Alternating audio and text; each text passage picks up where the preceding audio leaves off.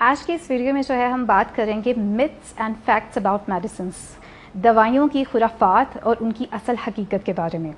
तो नंबर 1 जो मेडिसिन के बारे में मिथ समझी जाती है वो ये है कि जो नॉन प्रिस्क्रिप्शन मेडिसिन होती हैं, यानी कि जो नुस्खे के बगैर मिलती हैं दवाइयाँ, जो OTC दवाइयाँ होती हैं, जो इजीली आप जो है वो फार्मेसी से जाके जो है वो बगैर नुस्खे के जो है वो ले सकते हैं, वो दवाइयाँ जो हैं वो सेफ़ हैं, महफूज हैं उन दवाइयों के कंपैरिजन में जो कि प्रिस्क्राइब मेडिसिन होती हैं, जो आपको नुस्खे पे मिलती हैं। तो ये जो है ये एक बिल्कुल मिथ है और हम इस मिथ को जो है वो कैंसिल करते हैं।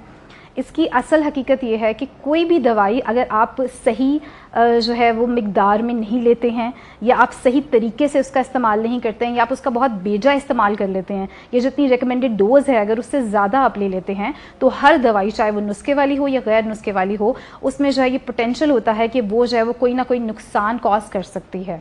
जैसे अगर एक नॉर्मल सी बात करें कि हम पैरासीटामोल है, हम लोग कितना कॉमनली खुद जाके जो है वो फार्मेसी से परचेज़ कर लेते हैं और हम जो है उसको मतलब खुद से इस्तेमाल कर लेते हैं, हमें उसके लिए नुस्खे की ज़रूरत नहीं पड़ती। लेकिन अगर आप उसको बहुत ज़्यादा मिकदार में लेंगे या बहुत बेजा इस्तेमाल करेंगे तो वो एट द एंड आपका जो लिवर होता है, आपका जो जिगर होता है, उसको ख़राब करने का जो है वो बाइस बनती है। दूसरी मिथ जो है वो ये समझी जाती है कि जो हर्बल मेडिसिन होती हैं, यानी कि जो जड़ी बूटियों से तैयार की जाती दवाइयाँ हैं, वो ज़्यादा महफूज होती हैं क्योंकि वो नेचुरल होती हैं। क्योंकि आजकल जो है हम सब लोग ऑर्गेनिक चीज़ों पे जो है वो बिलीव रखते हैं, बट मेडिसिन के केस में इस तरह से नहीं होता, क्योंकि आपको नहीं पता कि जो हर्बल सप्लीमेंट्स हैं वो जो है वो उनका कोई एज सच वो रेगुलेटेड नहीं होता है जिस तरह से मेडिसिन को रेगुलेट किया जाता है। आपको नहीं पता कि उन्होंने ऊपर जो चीज़ मेंशन की है क्या वाकई उसके अंदर वो दवाइयाँ मौजूद हैं। इसके अलावा हमारे पास हर्बल सप्लीमेंट्स जो होते हैं उनका कोई क्लिनिकल डाटा भी ऐसा अवेलेबल नहीं होता जो हमें ये बताए कि ये सेफ़ हैं, उनकी सेफ्टी के बारे में, उनकी एफिकेसी के बारे में जो हमें बताए, तो ऐसा कोई डाटा भी मौजूद नहीं होता।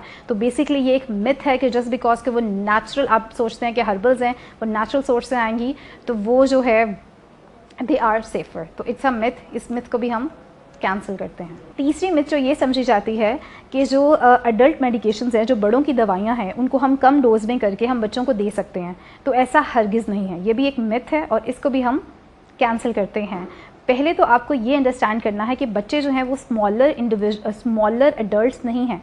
बच्चे जो हैं वो एक डिफरेंट इंडिविजुअल हैं, उनकी एक अपनी आइडेंटिटी है और आपने उनको उसी तरह से ट्रीट करना है। और बहुत सारी जो दवाइयाँ हैं वो बच्चों में जो है वो मुख्तलिफ तरह से बिहेव करती हैं सेम मेडिसिन, और बड़ों में जो है वो मुख्तलिफ तरह से बिहेव करती हैं। जैसे फॉर एग्जांपल एंटी एलर्जीज़ जो हैं वो बड़ों में अगर ड्राउजीनेस देती है, गनूदगी देती हैं, तो बहुत सारे बच्चे हैं जिनको वो हाइपर एक्टिव कर देती हैं।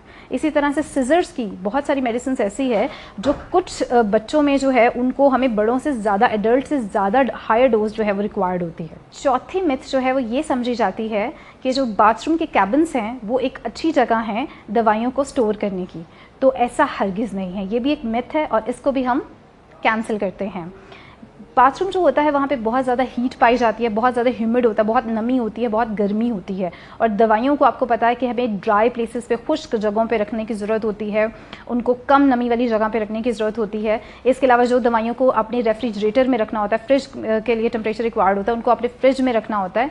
और इसके अलावा हम सब जानते हैं कि दवाइयों के ऊपर लिखा होता है कि it should be out of reach of children, बच्चों की पहुँच से दूर रखनी है। तो आप उनको कुछ सिक्योर जगह पर रखिए। बाथरूम में बच्चों का बहुत चांसेस होता है कि वो जो है वो उस दवाई तक पहुंच सकते हैं। पांचवी मिथ जो है वो ये समझी जाती है कि जो आपके पार्टनर की प्रिस्क्रिप्शन है अगर वो सेम एलिमेंट के लिए, सेम बीमारी के लिए है, तो वो आप भी यूज़ कर सकते हैं। मतलब अगर एक वाइफ की प्रिस्क्रिप्शन है और आपको सेम बीमारी हस्बैंड को है तो वो यूज़ कर सकता है, या अगर हस्बैंड को सेम बीमारी है तो बीवी सेम वो प्रिस्क्रिप्शन यूज़ कर सकती है।